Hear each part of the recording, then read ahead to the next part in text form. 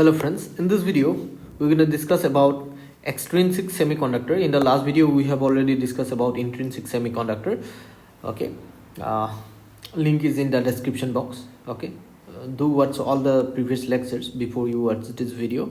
Okay, so this is lecture number 4 of electronics, and you see in this playlist I'm gonna add PYQs of different competitive examinations like JAM, CSIR, net, but not in this lecture. Okay, in after completing 9-10 lectures I'm gonna add PYQs of those. Okay, because I have designed this course for the semester examination, BSc MSc physics students, and for the competitive examination as well. So I'm going to provide PYQs of different competitive examination later, okay, in upcoming lectures. Okay, first let me complete this unit. Okay, maybe after 10-11 lectures I'm going to add those things. Okay, so before we start, please do subscribe the channel, hit the thumbs up button, also share with your friends, inspire me to create new contents for you and help me to grow my channel. Okay, so now let's start. So intrinsic semiconductor, as we have already discussed in the last video, in an intrinsic semiconductor is a pure semiconductor, and impure semiconductors are extrinsic semiconductor, right? So in pure semiconductor, the conductivity of pure semiconductor is less compared to the extrinsic semiconductor, which is impure, because what happens, to increase the conductivity of pure semiconductor, if we must add impurity means, in the sense it may be pentavalent pentavalent atom, okay, containing 5 valence electron, or we can add trivalent atom containing 3 valence electrons. Okay, if you add pentavalent atom to a pure semiconductor, then what happens, as pentavalent atom contains 5 electrons in its valence shell, so it's gonna increase the number of free electrons. Okay, it's gonna increase the number of free electrons. And if you add trivalent atom, in trivalent atom there will be 3 electrons only in the valence shell. So that's why as there is 3 electrons only, so it can share 3 electrons with 3 different atoms, and one covalent bond will be vacant. Okay, so it's gonna make holes available if you add trivalent atom, and if you add pentavalent atom, then it's gonna increase the number of free electrons, and if you add trivalent atom, it's gonna increase the number of holes, and increase the number of holes, or either you need to increase the number of holes or you need to increase the number of free electrons. Okay, because conductivity depends on the either number of free electrons available in the conduction band or number of holes, right? Because these two are the things which are responsible for conduction of electricity, right? So here I have written, to increase the conducting properties, small amount of suitable impurity is added to intrinsic semiconductor, then it termed as extrinsic semiconductor. Okay, and the process of adding this impurity to the intrinsic semiconductor is either to increase holes or to increase electrons. Either we have to increase electrons or we need to increase holes to increase the conductivity, and this process is called doping. This process of adding impurity is called doping. Okay, so if a pentavalent, as I have already explained, pentavalent, that means 5 valence electron containing atom is added as an impurity, a large number of free electrons are produced, and if trivalent impurity is added, then due to lack of electrons, large number of holes are produced. Okay, so, and based on this based on the type of impurity added to intrinsic semiconductor to make it extrinsic semiconductor. So extrinsic semiconductors can be classified as n type and p type. Okay, n type means negative type semiconductors where we have increased number of electrons, and p type means positive type semiconductors. We know that we used to consider that holes as positive, okay, because it is lack of electrons, right, deficiency of electrons. Okay, so due to addition of trivalent atom impurity, the number of holes will be increased. Okay, that type of semiconductors, that type of extrinsic semiconductor is known as p-type semiconductor.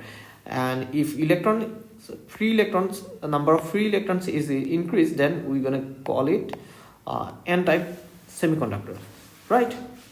So now you see, in n-type semiconductors, negative type semiconductors, okay, n-type means negative type semiconductors, when a small amount of pentavalent impurity is added. Okay, I will show you with the help of diagram. First, let me explain. To an intrinsic semiconductor, if we add pentavalent impurity to an intrinsic semiconductor, it is known as n-type semiconductors. Okay, and to intrinsic semiconductor, here you see pentavalent impurity such as arsenic, antimony, etc. When these are added to intrinsic semiconductors, 4 valence electrons of the impurity atoms form 4 covalent bond with 4 atoms of intrinsic semiconductor. It may be silicon or germanium. Okay, and the 5th valence electrons of impurity atom remains as free electron, and it doesn't find place in the covalent bond. Let me show you with the help of example. Suppose these are the atoms of intrinsic semiconductor, that means pure semiconductors. Okay, pure semiconductors, and these are the atoms of pure semiconductors. Okay, so let me just explain with the help of diagram. These are the atoms of pure semiconductor, and each of them contain 4 electrons in their valence shell, right? 4 electrons in their valence shell, right? So they have the tendency to share their 4 electrons with 4 different atoms, right? Hope you are getting my point. Okay, now here I have added a pentavalent atom impurity. This is impurity, suppose, and this is the impurity atom, and having 5 electron in its valence shell. Okay, then 1 2 3 4, and this is 5. So it will share their 4 electrons with 4 different atoms of intrinsic semiconductors, right? Atoms of intrinsic semiconductor, right? So this impurity, let me just make it okay. So this impurity here, you can see this one will share its 4 electrons with 4 different atoms, and 1 electron will not get place in the covalent bond, because 1 atom can form only 4 covalent bonds maximum, 1 2 3 4. Okay, this 5th electron will be free. And similarly, if you add more atoms, here in the diagram I am showing 1 atom. It doesn't mean that we will be adding 1 atom only. Okay, so when we will add more number of atoms, then more number of electrons will be available as a free electron, and those free electrons increase the conductivity, right? So similarly, if you add a trivalent atom, suppose this is, if you add a trivalent impurity, suppose, so it will have 3 valence electron. So 3 valence electron will be shared with 3 different atoms, and 1 covalent bond. Here you see, here we're gonna have a hole, and this is electron of this pure semiconductor atom, and there will be a hole, because this impurity has only three valence electrons, so it can share it 3 electrons with 3 different atoms. Then the fourth, it cannot share electron with 4, there is no electron available to share with the fourth atom. This is the 1 atom, this is 2, this is 3, and to share with fourth atom, this impurity has no electrons available, so that's why there will be a hole in this covalent bond, right? So this is p type, and the semiconductor that I have already explained are that is, now you see this type, when you add pentavalent atom impurity, then it share 4 electrons with 4 different atoms of intrinsic semiconductor, and fifth electron is this is fifth electrons remains free, because it will not get placed in covalent bond. So here free electrons, it gonna increase the number of free electrons, addition of pentavalent atom, so that's why it is n type semiconductor, right? Hope it's clear to you. Okay, now let me show you the diagram. So here you see, so these are the silicon atoms, suppose. So these are the silicon atoms.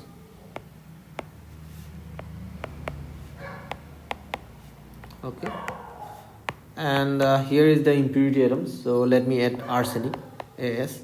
Okay, so it has 5 electrons, 1 2 3 4 5. Okay, so it will share its 5 electron with 5 different silicon atoms, right? Let me draw it properly. So here you can see, so here you can see these green color dots are electrons of the arsenic. Okay, so it has 5 valence electrons, so 4 valence electrons are shared. This is 1, this is 2, and this is 3, and this is 4. These are shared with 4 silicon atoms, and this one is left. Okay, so it is free electrons. So that's how addition of pentavalent atoms increase the number of free electrons in a semiconductor. Okay, so here is the conduction band diagram. Here you can see, so this is conduction band, this is conduction band, these are the electrons, free electrons. Okay, and so here we have holes. Okay, so because here you see number of free electrons will be more than holes, because holes are created due to the the electrons due to the valence electrons, valence band electrons jump into conduction band, and we also obtain free electrons from the impurity as well. Okay, so when impurity was not added, then electrons from valence band will jump into conduction band at room temperature. This is valence band, and if 4 electrons or if 2 electrons jump into conduction band, then here we're gonna have 2 holes. But in addition to that, if we add pentavalent impurity, then we will get free electrons from that impurity as well. So that's why here number of electrons in the conduction band is more than number of holes in the valence band, right? Hope you have understood this logic. Okay, so in case of pure semiconductor, we're going to have same number of electrons and holes respectively in conduction and valence band. Okay, so there will be if there are 3 holes here in valence band, that means 3 electrons are jumped into conduction band, right? But here you see we are getting 2 extra electrons here. That means these are obtained from the impurity, right? Hope you have understood this. So now you see here, just give me a second. So now let me explain the conduction of current in n-type semiconductor. This is n-type semiconductor, right? First let me show you something. First pause the video and note all these things. Okay, this was the first page. Let me clean these things, okay, so that you can write it without any problem. So okay, so here is the first piece. Then let me take let me show you the second. So here is the second page. Let me clean these things. Okay, this is the second page. Okay, so now let me show you this third page. Pause the video and take the screenshot or note it.